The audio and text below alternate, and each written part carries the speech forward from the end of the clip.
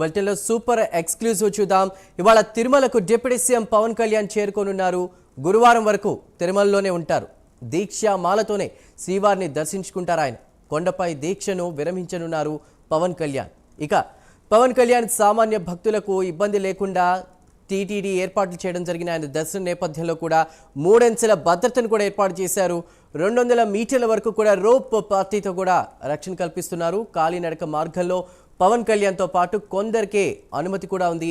లడ్డూ కౌంటర్లు, అన్నదాన భవనాన్ని పవన్ కళ్యాణ్ సందర్శించనున్నారు. టీటీడీ అధికారులతో సమావేశం కానున్నారు ఆయన.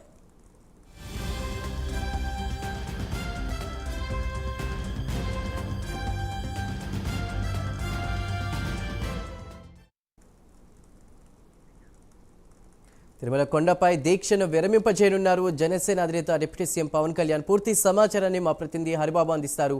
హరిబాబు, చందు, ఏదైతే తిరుమలలో శ్రీవారి లడ్డు ప్రసాదానికి వాడే నెయ్యి కల్తీ జరిగిందని చెప్పి తెలిసిన తర్వాత పవన్ కళ్యాణ్ తనకు తానుగా ప్రాయశ్చిత్త దీక్ష చేపట్టారు. ఎందుకంటే కోట్లాది మంది హిందువుల మనోభావాలను దెబ్బతీస్తూ గత ప్రభుత్వంలో లడ్డూని జంతువుల అవశేషాలతో కలిపి భక్తులకు ఇచ్చారని చెప్పిన తెలియని నేపథ్యంలో దీనికి సంబంధించి పాప ప్రక్షాళన అంటూ జరగాలని, ప్రతి ఒక్కరికి ఈ అంశం నుంచి బయటికి రావాలని, మనోధైర్యం కల్పించాలని కోరుకుంటూ ఆయన ప్రాయశ్చిత్త దీక్ష చేపట్టడం జరిగింది. దీనికి సంబంధించి కూడా 11 రోజుల పాటు ఆయన నిర్విరామంగా గుంటూరు సమీపంలోని వెంకటేశ్వర స్వామి ఆలయంలో దీక్ష చేపట్టారు. దీక్ష విరమణకు తిరుమలకు వస్తారని చెప్పి శ్రీవారి సన్నిధిలోనే దీక్ష ముగిస్తానని చెప్పి కూడా ఆయన చెప్పడం జరిగింది. అందులో భాగంగా ఈరోజు తిరుపతిలో ప్రతి ఆలయంలో నారాయణ మంత్రాన్ని జపం చేయాలని చెప్పి జనసేన నాయకులు పిలుపునిచ్చి ఆ కార్యక్రమాన్ని నిర్వహిస్తున్న పరిస్థితి కనిపిస్తుంది. ఈరోజు సాయంత్రం 4 గంటలకి తిరుపతికి చేరుకుంటున్న పవన్ కళ్యాణ్ నేరుగా అలిపిరి మెట్ల మార్గం చేరుకుని అక్కడి నుంచి కాలినడకన తిరుమలకు చేరుకుంటారు.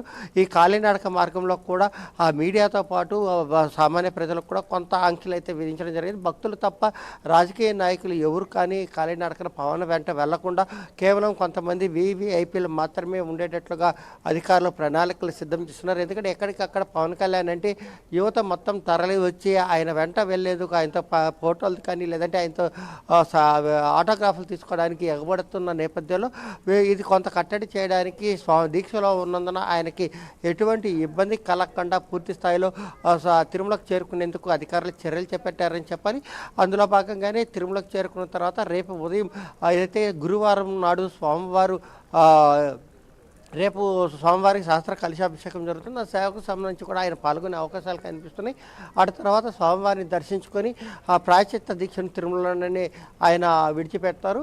ఆ తర్వాత సామాన్య ఒక అధికారిగా టీటీడీ లడ్డు తయారు చేసే పోర్టు కానీ లేదంటే అన్నప్రసాదాల తయారీ కేంద్రాన్ని, అలాగే తిరుమలలో ఉన్న ల్యాబ్ని, వీటన్నిటిని కూడా ఆయన పరిశీలించి ఆ తర్వాత అధికారులతో సమీక్ష జరిపి ఏదైతే లడ్డు కల్తీ వ్యవహారంలో దీనికి సంబంధించి టీటీడీ ఇప్పటివరకు చేపట్టిన చర్యల గురించి అడిగి తెలుసుకుంటారని మనకు సమాచారం ఉంది. Chandu. Right Haribabu, thank you.